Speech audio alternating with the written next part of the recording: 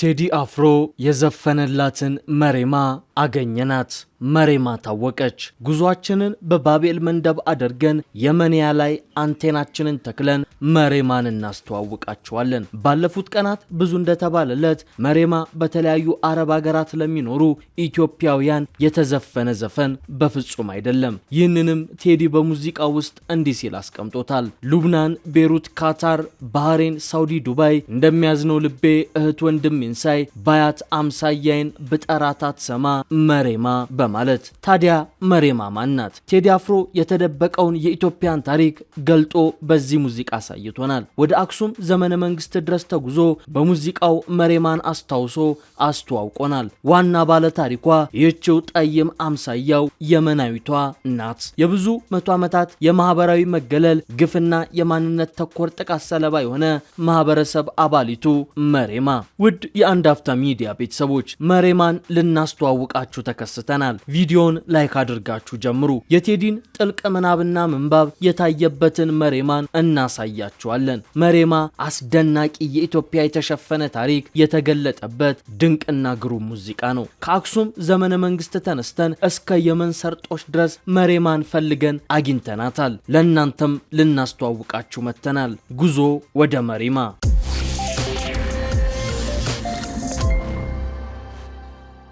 ታሪክን የኋሊት ስንበረብር ወደ ኢትዮጵያ የገናናነት ዘመን ይወስደናል። የአክሱም ዘመነ መንግስት። ኢትዮጵያውያን ነገስታት ባቤል መንደብን ይቆጣጠሩ፣ ደቡብ አረቢያ ድረስም ያስተዳደሩ ነበር። ሀገረ ናግራን ብዙ የክርስትና ታሪክ የነበረባት የአክሱም ግዛት አካልም ነበረች። የአይሁድ ነገስታት በክርስቲያኖች ላይ ያደርሱ የነበረውን ጭቆናና ግድያ ለማስቆም የአክሱም ነገስታት ህዝባቸውን ለመታደግ ሰፊ ውጊያና ወታደራዊ እንቅስቃሴ ያደርጉ ነበር። ከፋርስ ወይም ፐርሺያና ሀድራሙት ኃይሎች ጋር በተደረጉ ጦርነቶች ሳቢያ የአክሱም ተጽዕኖ በአረቢያ ላይ ቀነሰ። ከእስልምና መምጣት በኋላ ደግሞ የአክሱም ተጽዕኖና ገናናነት በቀይ ባህርና አካባቢው ቀጠና መሸርሸር ጀመረ። የኢኮኖሚ ድቀትንም አስከተለ። በመጨረሻም የአክሱም መንግስት በዮዲት አመጽ ሙሉ ለሙሉ ደቀቀ። ነገረ መሬማ ከዚህ ይነሳል። ከየመን አጠቃላይ ህዝብ 10 በመቶ ያህሉ ቀለማቸው ምስራቅ አፍሪካዊ ነው። በዚህም ምክንያት ሰብአዊና ዲሞክራሲያዊ መብቶቻቸው ተገፎ ከሰው በታች የሆነ ህይወት ለአያሌ ዘመናት በመግፋት ላይ ይገኛሉ። እነዚህ ዜጎች ከቀሪው የኢትዮጵያ ክፍል በጦርነቱ ሳቢያ ተቆርጠው የቀሩ ሊሆኑ እንደሚችሉ የታሪክ ተመራማሪዎች ግምታቸውን ያስቀምጣሉ። ቴዎድሮስ ካሳሁን ቴዲ አፍሮ ለመግለጽ የፈለገውም እነዚህን ጭቁኖች ሊሆን ይችላል በሚል በርካቶች እየተረጎሙት ነው። ለዛም ነው ሊብናን፣ ቤሩት፣ ካታር፣ ባህሬን፣ ሳውዲ፣ ዱባይ እንደሚያዝነው ልቤ እህት ወንድሜን ሳይ ብሎ የጠይሟን የመኒ ስቃይ ከእህት ወንድሞቹ ስቃይ እኩል ህመም እንደሆነበት የገለጸው። መሬማ በሰንዓ ከባድ ህይወትን የምትገፋ ክቡር የሰው ልጅ ናት። በሀገሯ ዜጎች የሰውነት ክብር የተነፈጋት ሴት። የመኒዎች ለተራበ አጉራሽ፣ ለታረዘ አልባሽነታቸው በስፋት ሲወራ ብንሰማም ቅሉ በቀለም ለተለዩት የመኒዎች ግን በተቃራኒው እንደሆኑ መሬማ ማሳያ ነች። እኛኑ ኢትዮጵያውያንን የሚመስሉት እንደ አፋር አፍሌታ ፊታቸው የጠየመው ምስኪን ህዝቦችን ግን ኑሯቸውን አስከፊ አድርገውባቸዋል። ብቸኛው የገቢ ምንጫቸውም ከተማውን የደረቅ ቆሻሻ ማስወገድና ሌሎች ለመስራት የሚጸየፉት መሰል ስራዎችን ነው። ጠጋ ብለሽ አውጊኝ እስኪ ያለሽበት ሁኔታውን እያየሽ በትካዜ የምትጠርጊው ጎዳናውን አጎንብሰሽ ስትቆዝሚ ተደግፈሽ መጥረጊያውን አሳዘንሽኝ እኔማ ስንታለ ሆድሽ መሬማ ይላል ቴዲ አፍሮ። መሬማ እነርሱን ጠይም የመኒዎችን የምትወክል ናት። አምሳያዎቻችን በመልክ እንጂ በቋንቋችን ብንጠራቸው አይሰሙንም። በዘመን ብዛት ባህላዊና ሃይማኖታዊ ትስስራችን ደብዝዟል። ለዚህም ነው ቴዲ አፍሮ ባያት አምሳያይን ብጠራት አትሰማ መሬማ፣ ኑሮሽ እንዴት ነው በሰንዓ ከተማ ያ መሬማ ሲል ያንጎራጎረው። የመንያ ምድር ላይ የፍትህ ጀንበር ስትወጣ እንደ ሰው እንደ ዜጋ ክብርን ትጎናጸፍ ይሆናል። የቴዲ አፍሮ መሬማ ጠይም የመናዊት ናት። በአንድ ወገን ኢትዮጵያዊትም ናት፣ በውክልና ምናልባትም በዘር ሐረግ። ተናጋሪው በተለያዩ አረብ ሀገራት በየሰው ቤት ተቀጥረው ኑሮ የሚገፉ እህቶቹን፣ በተለያየ የመስክ ስራ የሚያገለግሉ ወንድሞቹን ወካይ አድርጎታል። እንደነሱም ታሳዝነዋለች። ሉብናን፣ ቤሩት፣ ኳታር፣ ባህሬን፣ ሳውዲ፣ ዱባይ እንደሚያዝነው ልቤ እህት ወንድሜን ሳይ ባያት አምሳያይን በጠራት አትሰማ መሬማ። ዋና ባለታሪኳ ይህችው ጠይም አምሳያው የመናዊቷ ናት። የብዙ መቶ ዓመታት የማህበራዊ መገለል ግፍና የማንነት ተኮር ጥቃት ሰለባ የሆነ ማህበረሰብ አባሊቱ መሬማ። ተናጋሪው የማያውቃት መልኳን አይቶ ግን ሊያልፋት የቸገረው ሲያናግራት ቋንቋውን የማትሰማ ሲጠይቃት የማትመልስለት መሬማ። ወዲህ አላውቃት አቃተኝ ደግሞ ላልፋት ስሟን ጠይቄ ብጠራት አትዞር ብከተላት ሲል ቴዲ አፍሮ በግሩም ቃላት ከሽኖ አንጎራጉሮላታል። የመሬማ ወገኖች በየመን በኢኮኖሚያዊና ማህበራዊ እርከን ዝቅተኛ ወለል ላይ የሚገኙ ሲሆን አልካዳም ወይም አገልጋዮች ብለው ይጠሯቸዋል። በመጠየፍም አይነኪዎች ይሏቸዋል። ራሳቸውን የተገፉት ብለው ይጠራሉ። እንደ ብዙ ዘመናት ሁሉ በእርስ በርስ ጦርነቱም ከሁሉ የተለየ የከፋ በደል የሚደርስበት የተገፋ ህብረተሰብ አባል ናት መሬማ። ተናጋሪው በዜማው መንገድ ስትጠርግን ያያት ከባቤል መንደብ ማዶ የመን ሰንዓ ከተማ ውስጥ መጥረጊያዋን ተደግፋ ስትተክዝ እነ መሬማ በአብዛኛው መተዳደሪያቸው ጎዳና መጥረግ፣ ሊስትሮነት ወይም ልመና ነው።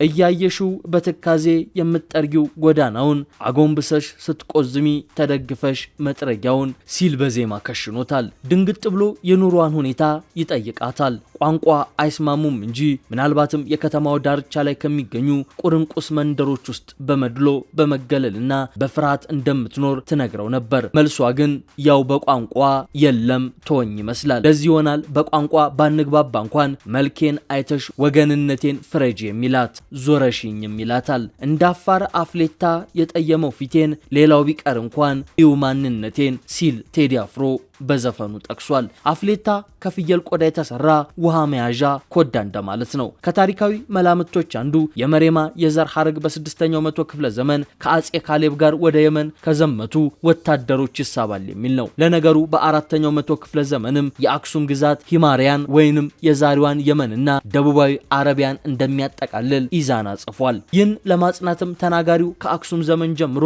ለሰዎች ዝውውር፣ ለንግድ እንዲሁም ለባህል ልውውጥ ወሳኝ በር የነበረውን ባቤል መንደብን ደጋግሞ ያነሷል። ባብል ባብል ባብል የመንያ መሬማ ያመሬማ ሲል እሱማ የመሬማ አያቶች ብቻ ሳይሆኑ የሉሲ ልጆችም ከዚያ የተሻለ መሻገሪያ አልነበራቸውም ሊል የፈለገ ይመስላል። ቴዲ አፍሮ መሬማ በተሰኘው ሙዚቃው የጥንት የኢትዮጵያ ታሪክን በማንሳት እስከዛሬ ልብ ያላልነውን ያልሰማኑን የታሪክ ክፍላችንን ደጋግሞ እንድናስታውስ ወትውቶናል። ቴዲ አፍሮ በኢትዮጵያ የሙዚቃ ታሪኮች ውስጥ አጨቃጫቂ፣ አነጋጋሪ የታሪክ ሐሳቦችንና ሰበዞችን በመምዘዝ አነጋጋሪ ሙዚቀኛ ነው። ሙዚቀኛው ሁልጊዜ ውስጡ የሚያመውን የሚያስጨንቀውን የሚረብሸውን ሐሳብ በሙዚቃ አምጦ ይወልዳቸዋል ሲሉ የቅርብ ጓደኞቹ ይናገራሉ። ከቅርብ ጓደኞቹ አንዱ የሆነው ያሬድ ሹመቴ እንደሚለው ብዙ ጊዜ ከቴዲ ጋር ስንገናኝ የማስተውለው ነገር ጭንቀቱ፣ ህመሙ ሁሉ የአንድነት የአገር ጉዳይ፣ የኢትዮጵያዊነት ጉዳይ በጣም ያሳስበዋል። አብሮ መብላት አለመቻል፣ እንደ ልብ መንቀሳቀስ አለመቻል፣ ለልጆቻችን ተርፍ አገር እንድትሆን የማሰብ በጣም ጭንቀቶች አሉት በማለት ይናገራል። በእንዲህ መልኩ በቅርብ ወዳጆቹ የሚመሰከርለት ቴዲ አፍሮ በዚህ አልበሙም ስለ ኢትዮጵያዊነት፣ የሀገር አንድነት ጭንቀቱን፣ ፍርሃቱን፣ ስጋቱንና ምኞቱን አጋርቷል። በዚህ አልበም ውስጥ እንደ መሪማ ያሉ ያልተሰሙና እስከዛሬ ልብ ያልተባሉ የታሪክ ሰበዞችን በመምዘዝም አነጋጋሪ ሆኗል። ነገር ግን በዚህ አልበሙ ያካተታቸው 18 የሚሆኑ ሙዚቃዎች ከትችት ነፃ የሚሆኑ አይደሉም። ለብዙዎቹ ቴዲ አፍሮ ከ20 ዓመት በላይ ከተራ ድምፃዊነት ባለፈ ትርጉም ያለው የጥበብ ሰው ሆኖ ኖሯል። በኢትዮጵያ ውስጥ ሌሎች ያላገኙትን እጅግ ብርቅ የሆነ ስፍራ በክብር ይዞም ቆይቷል። ዘፋኝ ነው፣ የታሪክ ዘጋቢ ነው፣ የህዝብ ህሊና ነው ይሉታል። ከሁሉ በላይ የብዙሃንን የልብ ትርታ በየዘመኑ ድምፅ የሌላቸው ኢትዮጵያውያን የኑሮና የፖለቲካ ብሶታቸውን የሚተነፍሱበት የጭስ ማውጫ፣ ተስፋቸው ሲመነምን የብርሃን ጭላንጭል አመላካች ነው ይሉታል። ዜማዎቹ ፍቅርንና አንድነትን ይሰብካሉ፣ በደልንና ብሶትን ይተርካሉ፣ ስለ የመበታተን አደጋም ያስጠነቅቃሉ። እሱ ሲዘፍን በሚሊዮኖች የሚቆጠሩ ሰዎች የልባችንን የሚናገር ሰው አገኘን ወይም ተወከል የሚል ስሜት ይሰማቸዋል። ቴዲ አፍሮን የጭቁኖች ባንዲራ አድርገው የሚቆጥሩት ኢትዮጵያውያን ጥቂት አይደሉም። ይህ ደግሞ በአንድ በኩል ታላቅ ስጦታ፣ በሌላ በኩል ለአንድ ሰው እጅግ የሚከብድ ሸክም ነው። ስድስተኛው የስቱዲዮ አልበሙ ኢትዮሪካ ከ9 ዓመታት ረጅም ጥበቃ በኋላ ብቅ ያለ በመሆኑ በበርካቶች ዘንድ በጉጉት ሲጠበቅ የነበረ ነው። እንደ ቴዲ አፍሮ ያለ ስመገናና ሙዚቀኛ ለ9 ዓመታት ያለ አልበም ሲሰወርና በየመሃሉ የሚያንሆልሉ ሲንግሎችን ሲለቅ አፍቃሪዎቹና ሌሎች የሙዚቃ ወዳጆች የሚጠብቁት ከቀደሙ ስራዎች ሁሉ የሚልቅና አንድም የሚጣል ዘፈን የሌለው አልበምን ነው። በበርካቶች ግምት ኢትዮሪካ በአንዳንድ መልኩ ይህን ጥበቃ መጥኖ የተገኘ ይመስላል። በተለይ የተለመደውና የሚወደደው የቴዲ ድግምት የሚባለው ዘርፍ ፍክት አድርገው የሚያሳዩና አፍን በእጅ የሚያስከድኑ ግጥሞችን እንካችሁ ብሎናል። ከቀደሙት ጊዜ ጋር ሲወዳደር በቁጥር ቢያንሱም እሱ ብቻ ሊያመጣው የሚችለውን አዲስ ጣዕምና ለዛ የሚታይባቸው ዜማዎችን ሰምተናል። በበርካቶች አስተያየትና ግምት ቴዲን ቴዲ ወዳደረገውና ለዘመናት በብቸኝነት ወደ ያዘው የዜማና የግጥም አቀራረቡ ሲያዘንብል እንደ ያስተሰርያልና ማዘንድደር ያሉ ለዘመናት ገዝፎ የሚገኙ ስራዎችን እናገኛለን። በዚህ ሰልፍ በርካቶችን የማረኩ ስራዎች በመስኮቱ፣ ጽዮን ሙሽራዬ፣ ተወዳጅ፣ ስማራሴና ቲንታጎ ሆነው የተገኙ ይመስላል። ይህንን ካልን ያለፉት 10 ቀናት አለማቋረጥ በተደመጠው ኢትዮሪካ አልበም ላይ እንደ ማንኛውም አድማጭ በርካቶች ሐሳባቸውን ሰንዝረዋል። እንደ ሐሳባቸውም ኢትዮሪካ ፈራተባ የማይል ደፋር አልበም ነው ብለውታል። ቴዲ አፍሮ እንደ እስከዛሬው የሙዚቃ ህይወቱ ሁሉ በድፍረት በተናገራቸው እውነቶቹ ራሱን ለፖለቲካዊ ውዝግቦች አጋልጦ መስጠቱ ግልጽ ነው። የአገራዊ ዜማዎቹ ጭብጦች ልክ እንደጠበቅናቸው ይመስላሉ። አንድነት፣ ታሪክ፣ ብሔራዊ ማንነትና ጽናት ላይ ያጠነጥናሉ። የህዝብን ብሶት በድፍረት ያነሳሉ፣ በግልጽ ይናገራሉ። መልእክቶቹ ትክክለኛ፣ እውነተኛና ለዘመኑ እጅግ አስፈላጊም ናቸው። ቴዲ ወላዋይ አይደለም። አቋሙ አንድና ግልጽ ነው፣ አንድነትና ፍቅር። በዚህ ደግሞ ቴዲን የሚወደው ሰው ይበልጥ እንዲወደውና እንዲያከብረው፣ የማይወደው ደግሞ ጤናማ አእምሮ ካለው በአቋም ሰውነቱ እንዲያከብረው ይገደዳል። ነገር ግን በዚህ አልበም ላይ ቴዲ የሚነሳበት በርካታ ትችት አለ።